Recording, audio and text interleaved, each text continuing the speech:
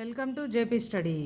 ఆమ్లాలు, క్షారాలు మరియు లవణాలు టాపిక్లోంచి ఇంపార్టెంట్ బిట్స్ సైన్స్ చూడండి ఒకసారి.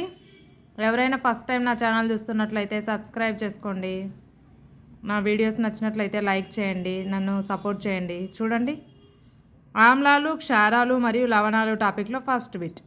ఆమ్లం అనే పదం ఏ లాటిన్ పదం నుండి వచ్చింది? ఎసిరే అనే లాటిన్ పదం నుంచి వచ్చింది. ఎసిరే అంటే అర్థం ఏమని? పుల్లని అని అర్థం ఎసిరే అంటే. సాధారణంగా రుచికి చేదుగా ఉండి తాకినప్పుడు జారుడుగా ఉండే పదార్థాలను ఏమంటారు? క్షారాలు అంటారు. ఒక పదార్థం ఆమ్లమా లేదా క్షారమా అని పరీక్షించడానికి ప్రత్యేక రకాల పదార్థాలు ఉపయోగించబడతాయి. అయితే ఈ ప్రత్యేక రకాల పదార్థాలను ఏమంటారు? సూచికలు అంటారు. ఏమంటారు?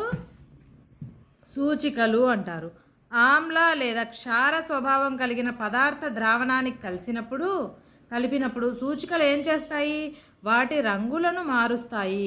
ఆమ్లము లేదా క్షార స్వభావం కలిగిన పదార్థం యొక్క ద్రావణానికి కలిపినప్పుడు సూచికలు ఏం చేస్తాయి? వాటి రంగులను మారుస్తాయి. సహజంగా లభించే సూచికలకు ఉదాహరణలేవి? పసుపు, లిట్మస్, మందార పువ్వు రేఖలు.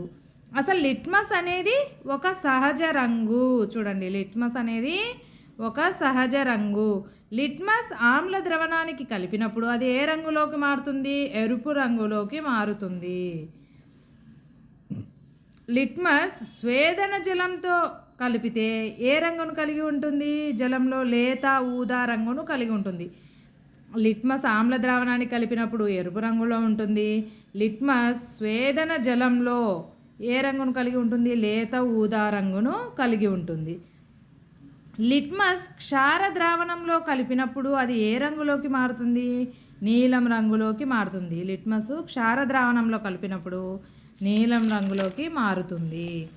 అలాగే లిట్మస్ మనకు ఏ రూపంలో లభిస్తుంది? లిట్మస్ మనకు ద్రావణ రూపం, లిట్మస్ ద్రావణం అని లేకపోతే లిట్మస్ పేపర్ రూపంలో లభిస్తుంది.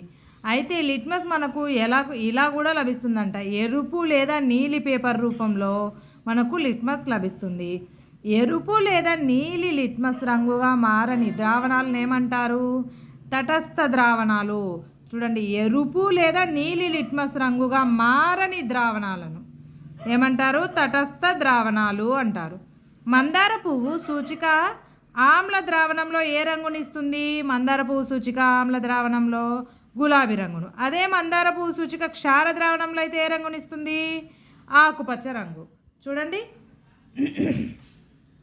ఎక్కువ ఆమ్లాలు కలిగిన వర్షాన్ని ఏమంటారు? ఆమ్ల వర్షం అంటారు. ఆమ్ల వర్షంలో అసలు ఏ ఆమ్లాలు ఉంటాయి?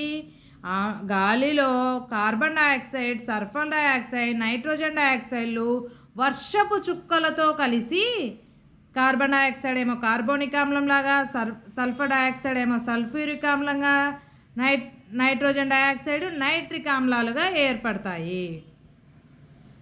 ఆమ్ల వర్షం వలన వేటికి నష్టం వాటిల్లుతుంది? ఆమ్ల వర్షం వల్ల పురాతన చారిత్రక కట్టడాలు, భవనాలు, మొక్కలు, జంతువులకు నష్టం కలుగుతుంది. ఆమ్లాలు నీలి లిట్మస్ను ఏ రంగులోకి మారుస్తాయి? నీలి లిట్మస్ను ఆమ్లాలు ఎరుపు రంగులోకి మారుస్తాయి. అయితే క్షారాలు ఎరుపు లిట్మస్ను ఏ రంగులోకి మారుస్తాయి? నీలి రంగులోకి మారుస్తాయి. ద్రావణం క్షారయుతంగా ఉన్నప్పుడు ఫినాఫ్థలిన్ ఏ రంగును ఇస్తుంది? ఏ రంగును ఇస్తుంది? గులాబీ రంగును ఇస్తుంది. ద్రావణము క్షారయుతంగా ఉన్నప్పుడు. అదే ద్రావణము ఆమ్లయుతంగా ఉన్నప్పుడు ఫినాఫ్థలిన్ ఎలా ఉంటుంది? రంగు లేనిదిగా ఉంటుంది.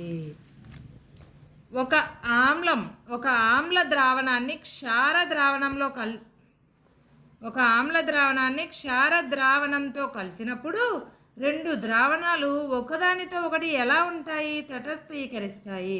ఒక ఆమ్ల ద్రావణాన్ని క్షార ద్రావణంతో కలిపినప్పుడు ఆ రెండు ద్రావణాలు ఒకదానితో ఒకటి తటస్థీకరంగా ఉంటాయి. అసలు తటస్థీకరణం అనే చర్యలో ఎల్లప్పుడూ ఏమి ఉత్పత్తి అవుతుంది? ఉష్ణం ఉత్పత్తి అవుతుంది. తటస్థీకరణ చర్యలో ఏం ఉత్పత్తి అవుతుంది? ఉష్ణం ఉత్పత్తి అవుతుంది. తటస్థీకరణంలో ఉత్పత్తి అయిన ఉష్ణం మిశ్రమం యొక్క ఉష్ణోగ్రతను పెంచుతుంది. చూడండి, తటస్థీకరణంలో ఉత్పత్తి అయిన మిశ్రమం యొక్క ఏం పెంచుతుంది? ఉష్ణోగ్రతను పెంచుతుంది. తటస్థీకరణ చర్యలో ఏర్పడిన కొత్త పదార్థాన్ని ఏమంటారు? లవణం అంటారు. తటస్థీకరణ చర్యలో ఏర్పడిన కొత్త పదార్థాన్ని లవణం అంటారు. లవణ స్వభావం ఎలా ఉంటుంది? ఆమ్లంగా ఉంటుంది, క్షారంగా ఉంటుంది, లేకుంటే తటస్థంగా ఉంటుంది. మన జీర్ణాశయంలో ఆహారాన్ని జీర్ణం చేయడానికి ఏ ఆమ్లం ఉత్పత్తి అవుతుంది? హైడ్రోక్లోరిక్ ఆమ్లం. జీర్ణాశయంలో ఏది ఎక్కువగా ఉంటే అది జీర్ణానికి కారణమవుతుంది? అజీర్ణానికి కారణమవుతుంది ఆమ్లం. జీర్ణాశయంలో కావలసిన దానికన్నా ఆమ్లం ఎక్కువగా ఉంటే అది అజీర్ణానికి కారణమవుతుంది. అజీర్తి. అజీర్ణం నుండి ఉపశమనం పొందడానికి మనం ఏం తీసుకోవాలి? మెగ్నీషియం హైడ్రాక్సైడ్ కలిగి ఉన్న మిల్క్ ఆఫ్ మెగ్నీషియా అనే యాంటాసిడ్ తీసుకోవాలి. యాంటాసిడ్ ఏం చేస్తుంది? యాంటాసిడ్ అధిక ఆమ్ల ప్రభావాన్ని తటస్థీకరిస్తుంది. అలాగే చీమ కుట్టినప్పుడు మనకు ఏ ఆమ్లం మన చర్మంలోకి ప్రవేశిస్తుంది? ఫార్మిక్ ఆమ్లం. చీమ కుట్టినప్పుడు ఏ ఆమ్లం ప్రవేశిస్తుంది చర్మంలోకి? ఫార్మిక్ ఆమ్లం. జింక్ కార్బోనేట్ ద్రావణాన్ని రుద్దడం వల్ల ఆమ్ల ప్రభావం ఎలా ఉంటుంది? తటస్థీకరింపబడుతుంది. చూడండి, నేల క్షారయుతంగా ఉంటే దానికి సేంద్రియ పదార్థం కలపడం వలన అది ఏం విడుదల చేస్తుంది? ఆమ్లాలను విడుదల చేస్తుంది. ఫ్యాక్టరీ వ్యర్థాలకు క్షారాలను కలిపితే ఏం జరుగుతుంది? తటస్థీకరించబడతాయి. సేంద్రియ పదార్థం ఆమ్లాలను విడుదల చేయడం వల్ల నేల యొక్క ఏ స్వభావాన్ని తటస్థీకరిస్తుంది? క్షార స్వభావాన్ని తటస్థీకరిస్తుంది. నేల ఆమ్లయుతంగా ఉంటే దాన్ని ఎటువంటి క్షారాలతో తటస్థీకరిస్తారు? కాల్షియం ఆక్సైడ్ లేదా కాల్షియం హైడ్రాక్సైడ్. మన శరీరంలోని ప్రతి కణములో ఒక ఆమ్లం ఉంటుంది. ఏదది? ఏ ఆమ్లం ఉంటుంది? ప్రతి కణంలో డిఎన్ఏ ఆమ్లం ఉంటుంది. డిఎన్ఏ అంటే డీఆక్సీరైబోన్యూక్లిక్ ఆమ్లం. చూడండి, మన శరీరంలో కొవ్వులలో ఏ ఆమ్లాలు ఉంటాయి? ఫ్యాటీ ఆమ్లాలు ఉంటాయి. మన కణాలలో కొంత భాగాన్ని నిర్మించే ప్రోటీన్లు ఏ ఆమ్లాలతో తయారవుతాయి? అమైనో ఆమ్లాలతో ప్రోటీన్లు తయారవుతాయి. ఏది మన కళ్ళ రంగు, మన ఎత్తు మొదలైన శరీరంలోని ప్రతి లక్షణాన్ని నియంత్రించగలుగుతుంది? డిఎన్ఏ. చూడండి, కంప్లీట్ ఇన్ఫర్మేషన్ ఒక వీడియోలో. Thank you for watching. Please like, share, subscribe.